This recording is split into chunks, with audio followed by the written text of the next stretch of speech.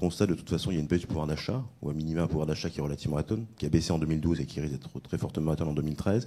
Et le premier phénomène, c'est que le facteur prix devient de plus en plus important dans les décisions d'achat. Autant l'année dernière, on était très fortement orienté autour d'une intimité client, avec de l'innovation au niveau des produits et des services, autant on se rend compte cette année que innover en termes de produits et services est nécessaire, mais n'est plus une condition suffisante pour développer de l'intimité client.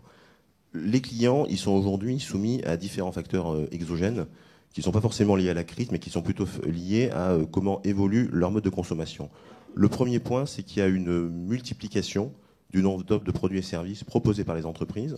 Ça a été, à mon sens, des techniques marketing volontairement foisonnantes dans les années passées, et ça a entraîné aujourd'hui un phénomène social de consommation relativement incontrôlé, puisque les clients ont tendance, avant d'acheter, à se demander si finalement ils ne vont pas se faire avoir, s'ils vont faire la bonne affaire, et à être en recherche permanente de nouvelles offres, et donc à rendre très difficile le closing d'une vente pour l'entreprise. Ça, c'est le premier phénomène.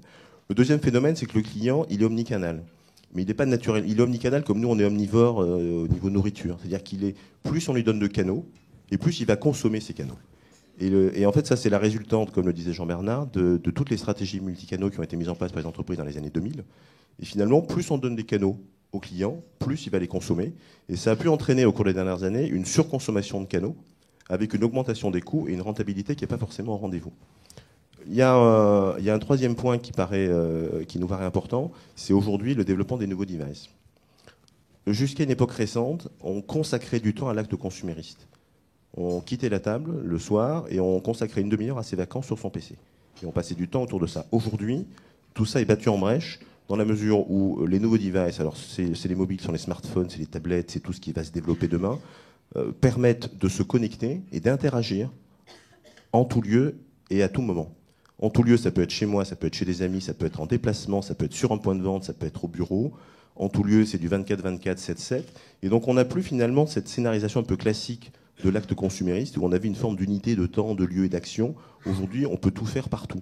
La conséquence pour les entreprises, c'est que d'une part, on a aujourd'hui des clients qui sont plus intelligents qu'ils ne l'étaient, ne serait-ce que par le développement des médias sociaux. Et ils ont plus tendance aujourd'hui à faire confiance à une personne qu'ils ne connaissent pas qu'à la communication institutionnelle et commerciale de l'entreprise. Ça, c'est le premier point.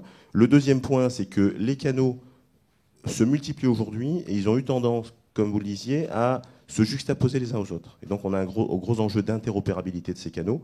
Et le troisième point qui est très important, c'est que les parcours clients ont eu tendance à être considérés de manière un peu stéréotypée par les entreprises.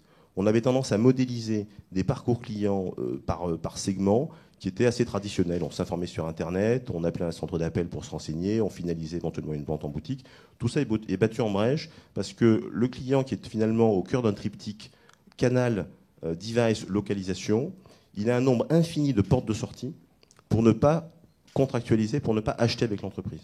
Il va commencer une opération sur un canal, il va voir une pub ou un email qui va arriver, il va changer de canal, il va changer de fournisseur, il va ensuite se rendre en boutique, qui devient une forme de showroom. Cette boutique, il va essayer par exemple une paire de chaussures, il va prendre une photo de cette paire de chaussures, il va la poster sur Facebook, il y a une amie qui va lui dire dans les 2 minutes qu'il peut la trouver moins chère ailleurs, il va sortir du magasin en remerciant la vendeuse, il va rentrer chez lui pour essayer d'acheter ce produit-là sur le site que lui a conseillé son ami, et au final, le produit étant pas disponible, il ne va pas forcément contractualiser. Donc il a consommé tout ce que les entreprises mettaient à sa disposition.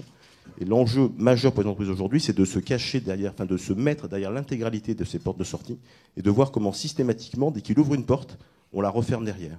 Et la convergence entre le on et le off, c'est cette articulation entre des magasins dans lesquels on va rajouter de la techno, on va remettre de l'humain sur les canaux numériques. C'est le fait de dire chaque fois que le client, au-delà de la modélisation de son parcours, a une opportunité de sortir de la transaction, de l'interaction avec laquelle il est, il faut que moi je sois présent derrière pour le rattraper et lui dire restez avec moi, parce que c'est moi qui peux vous faire la meilleure offre, c'est moi qui peux vous proposer les meilleurs services, etc., etc.